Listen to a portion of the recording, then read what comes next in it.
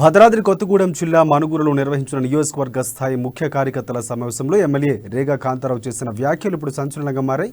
ఖమ్మం మాజీ ఎంపీ పొంగులేటి, పినపాక మాజీ ఎమ్మెల్యే పాయంలను ఉద్దేశించి కీలక వ్యాఖ్యలు చేశారు. పినపాక నియోజకవర్గంలో కమలం వికసించదని, డిపాజిట్ కూడా రాదు అని ఘాటైన వ్యాఖ్యలు చేశారు. చేతగాని ఎద్దు పండితే తెగదు, ఇక తామర పువ్వు వికసించేది లేదు అని కూడా అన్నారు. ఎన్నికల సీఎం కేసీఆర్ కమాండర్ అని, కార్యకర్తలు నాయకులు సైనికులై పనిచేయాలని దిశానిర్దేశం చేశారు. అదంతా అయిపోయింది, పెద్దసార్లు చూసుకుంటాడు అదంతా కూడా. అరే వీడు మనోడా వాడు నమ్ముదు, అసలు ముందు మనం నమ్ముడు కాదు, అది ఉపాయం. ఆ ఉపాయం తెలవాలి మనకంటాను. కమ్యూనిస్టులు ఏం చేస్తారు, కమ్యూనిస్టులు తిట్టొద్దు దయచేసి, కమ్యూనిస్టులు మనతోనే ఉంటారు. ఇప్పుడు ఇక సిపిఎం మనతోనే జతగట్టిర్రు.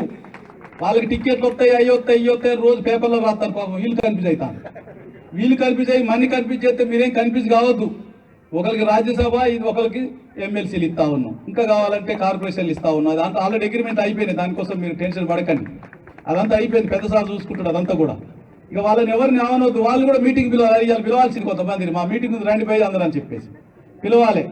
రేపు ముఖ్యమంత్రి గారు వచ్చినా, గౌరవ కేటీ రామారావు గారు వచ్చినా వాళ్ళకు కూడా ఒక బస్సు పెట్టి వాళ్ళు కూడా ఎక్కించుకొని రావాలి మన దగ్గరికి, మన మీటింగ్ తీసుకురావాలి. ఇక అందరూ మనం అన్నదమ్ములుగా మనం అంత ఇప్పుడు ఇక